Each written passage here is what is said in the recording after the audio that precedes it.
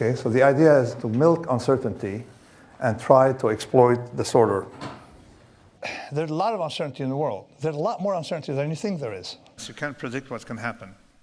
But you can pretty much tell how the random event would hit you. Because the event that will happen there, boy, they're going to be important. Risk in the system that people generate and don't see, hence you can trade on it. Because convexity will pay you a lot more in the long run than direction.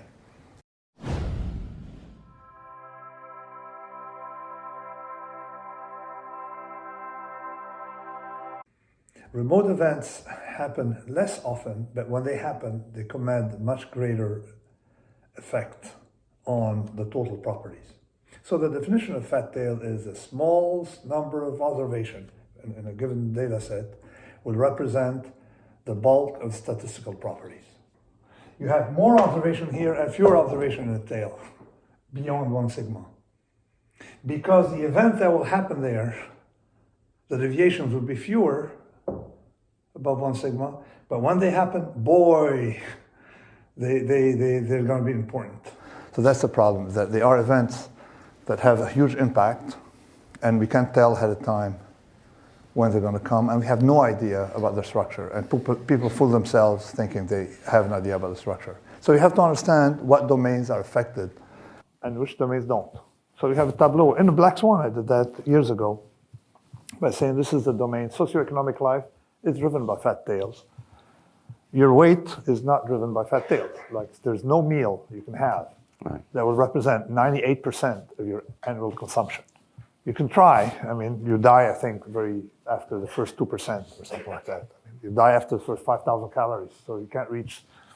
So, but you can lose all your money in a minute. When I became a pit trader, I walked in, there's something called new member, a badge, means rookie. So you get abused by old traders who are bored, want to give someone advice for life, so they grab you. So one guy grabbed me, hey, come over here, kiddo. He said, okay, I showed up. He said, listen, you see the guy over there? He said, at the time, it was a lot of money. He made $7 million in 7 years. I said, yes. He said, he lost them all in 7 seconds. Okay, kid. I said, kiddo, now you can go, all right? That was his advice. So we have this domain and the other domain. Right, so go back to the epidemic, because that's interesting. You said the epidemic was actually not a black swan event, even though the particular virus might be considered a rare fat tail event. Not having an epidemic is actually the rare event. So the irony here is that most people will think of the existence of this virus as a rare statistical event, but because of connectivity and the way in which you describe connectivity, the ability of that virus to spread is so baked into the network.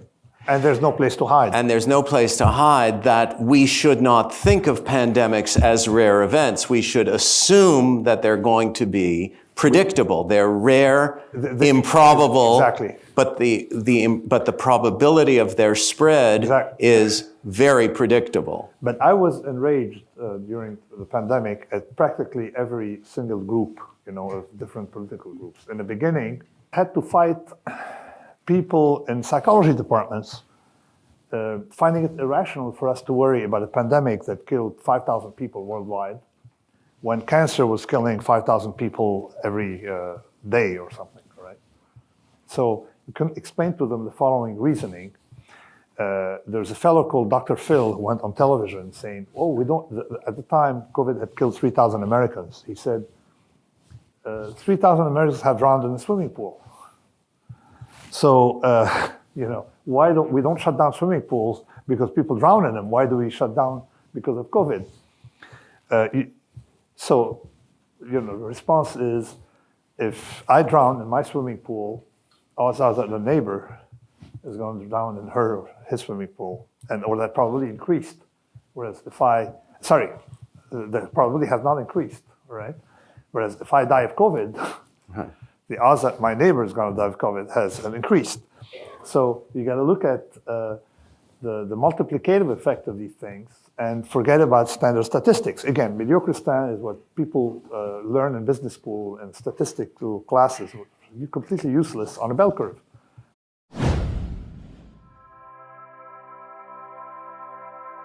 So you don't understand random events. You can't predict what can happen. But you can pretty much tell how the random event would hit you, no? You know whether you're going to make from it, lose from it, make a lot, lose a lot, okay? So you try to position yourself in a way to benefit more than you would lose from a random event, okay? Or to lose less than your neighbor from a random event. That's the idea of asymmetry. It's pretty much like an option, what I call an option. An option, you make more on the upside than you would on the downside. And if you, in general, make more from a random event than you lose from it, then you're going to do very well in the long run, provided you make sure you're going to survive. That's the asymmetry that's present in contracts and options, stuff like that. My idea is I'd rather be very poor at the timing and good at the hedging, all right? So you want to be your business. Yeah, that's my business, but that's also my philosophy in life, okay? You don't want to try to depend on specific predictions of catalysts for that crisis. It can happen in an hour, or it may take years, all right? But definitely, we are in a precarious situation. I don't know when that malfunctioning plane will crash, but it will eventually crash. So you need some kind of protection from tail hedging that is done intelligently, not like foolishly, or stay out of the financial markets, which is what we recommend people. What are the different styles or approaches to betting on tail events? The thing I would say before he launches that the point is not to bet on tail events. The whole idea of the black swan, everything. I've been telling everyone, every person I meet. Is to bet on disruption, on unforeseen. To not be harmed by silent risk. Mm-hmm. Okay, that's the idea. The first thing is don't be harmed by it. Mm-hmm. But of course, given that when you study tail events, you say these people are ignoring these risks, so therefore they're risk in the system that people generate and don't see. Mm-hmm. Hence, you can trade on it. And my point is that large deviations occur. They are unpredictable. Okay, no matter how many PhDs you put on it, they're unpredictable. And all the people who relied on predicting rare events have blown up. And this is how actually you can make money on Wall Street. You identify those who rely on probabilities to compute the risk of rare events and make sure they're going to go bust, like Fannie Mae or like others, and you can make a buck and celebrate, being right.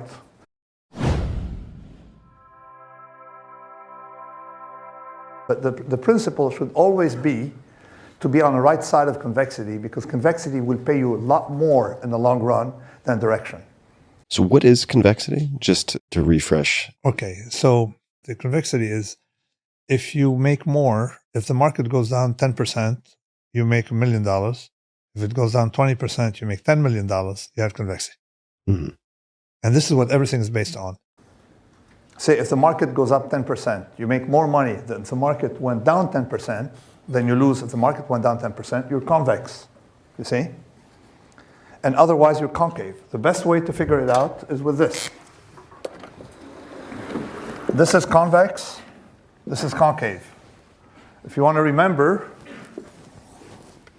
this is convex, and this is concave. Okay? So if you look at the payoff of the convex, you make more than you lose. You're here, you make more than you lose here for an equivalent one. Or you make more the second time than you make the first time. If the market goes up 20%, you make more than twice if the market went up 10%. It's like, Yeah, that would call it convex. Mm-hmm. And concave. Probably the best illustration is how we fared in 2007. And I explained it in the Black Swan, right before it happened. Mm-hmm. I looked at the risk of Fannie Mae by a deserter who, left Fannie Mae and distributed the risk reports. Okay. Mm-hmm. We looked at the risk of Fannie Mae and noticed that if the market, say, an interest rate or risk or mortgage premium or something like that is increased by 100 basis points, they lost X. 200 basis points, 20 times X. 300 basis points. I said, they're sitting on a barrel of dynamite in the Black Swan. 2007, 5 months later, okay, they started going on, and eventually they lost the book, $600 billion losses. Okay. While they said, they reacted to me by saying, we monitor our risk. We have 15 PhDs. Okay. We've got 15 PhDs, 15 trillion PhDs. It's not going to help you with this. So this is convexity on the losses. And we're doing the reverse on the profit side. So selling volatility. Selling out of the money, tails, selling rare events. And you don't need a large deviation. Just people panic. They pay anything or sometimes they're forced to because the clearing houses or counterparties cannot handle the risk. They say, we're going to close you out. Sorry. How does an ordinary person do this? How do they protect themselves against these big events? And my answer is an ordinary person should focus on her or his business. A dentist should focus on dentistry, not trading gold. I tell people, listen, what do you do? I have a bakery. Focus on baking and use your money to preserve.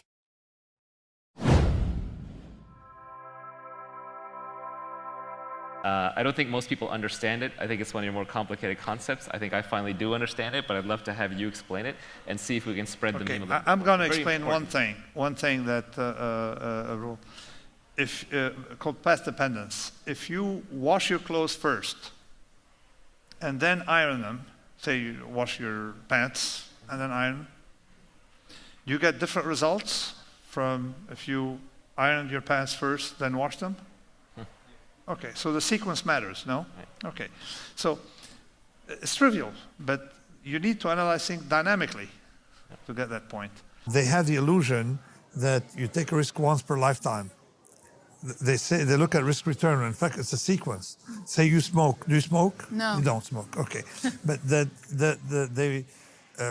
would it be rational to smoke one cigarette if I told you the risk of one cigarette is tiny compared to the enjoyment you may have? Are we rational? No. No? No. This is why, because you have to think of if you enjoy it, you're going to do it again. Yes, and that's what There this you is, go. yeah. So under repetition. So if you go to a casino and you have a small probability blowing up, no matter what your edge is, you will blow up. That's it. So no matter what because you cannot say, okay, I'm going to blow up and then get rich. You can't. You got to get rich, then blow up. So the sequence matters. So that is the past dependence. We detect it.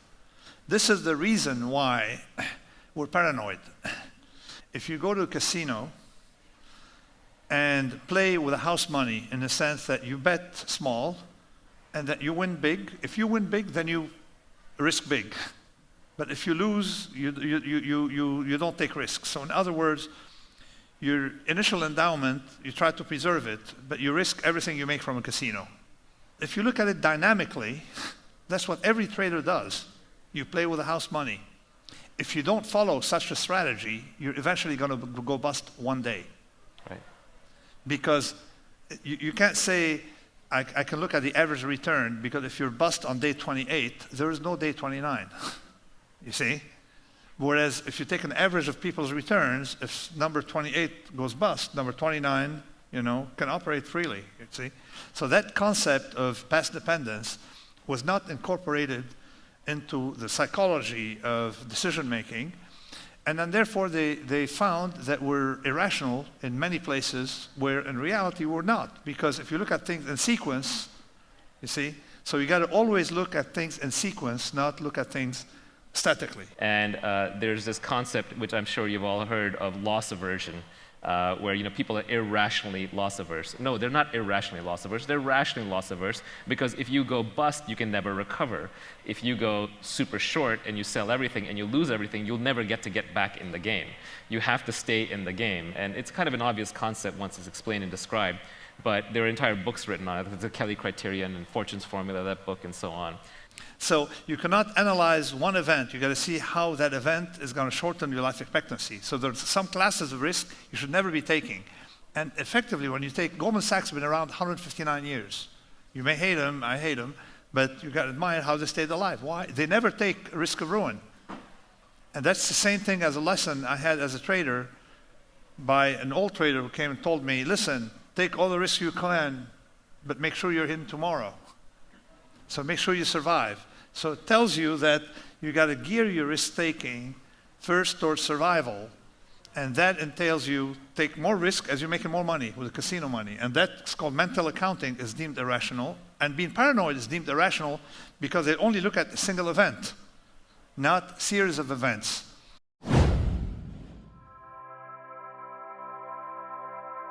Give people the precautionary principle one-on-one, just to back up. Okay, let me ask you. You're to Paris, flying to go to Mexico. Okay. You go to JFK. Mm-hmm. And they tell you they have uncertainty about the skills of the pilot. But we think he's good, but there's uncertainty. What do? I do not fly. You're not going to get on that plane. I'm not going to get on that plane. plane. Life is too important for me. Mm-hmm. You can take a train, you walk, maybe you ride a bicycle, take a few miles, but you're not going to get on that plane, Mm-hmm. right? Okay, you change your plans and say, okay, there are other plans, there are other countries too, and other planes. And people get it right away when I give them the story of a plane, or I take water. I say, this is a glass of water on the table. There's no evidence that it's poisonous. Mm-hmm. Would you drink it? I mean, the wording no would yeah, spook me. There's no evidence that. So, but when you tell them, hey, you should worry about GMOs, they say there's no evidence they're harmful. Yeah, but there's no evidence that they're not harmful. Okay. Yeah. So the asymmetry, where you put the burden Mm-hmm. of the asymmetry on, that's the precautionary principle. There's a lot of uncertainty in the world. There's a lot more uncertainty than you think there is. But the way to deal with such uncertainty is unique. So in other words, there is a lot of certainty about how to act under conditions of uncertainty. You see? A very simple example. If you receive from Al-Raqqa, which is in Syria and ISIS thing, a package, all right, written on it, it originates in Raqqa, this is a package. What do you do with it? Do you open it? No, so you have a lot of certainty what to do with that package, all right? So the more uncertainty there is, the more certainty there is what to do.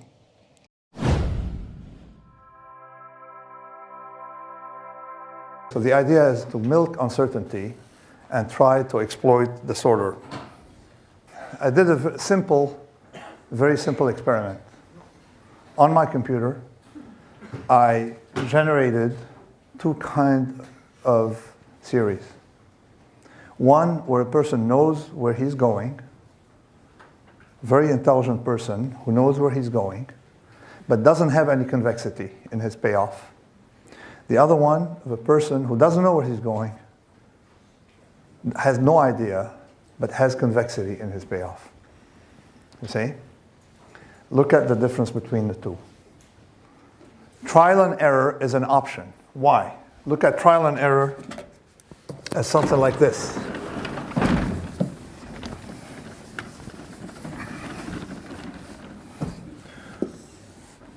You lose, and once in a while you make a lot. You see? Exactly like the opposite of the coffee cup, like what we saw before, something that gains from disorder and gains from black swans. That's trial and error, okay? You're in the business of trial and error. Someone who does trial and error versus someone with directed ideas is going to perform extremely well when you have randomness. And what we're going to see is why, when you have trial and error, you outperform someone who knows, because convexity matters a lot more than knowledge.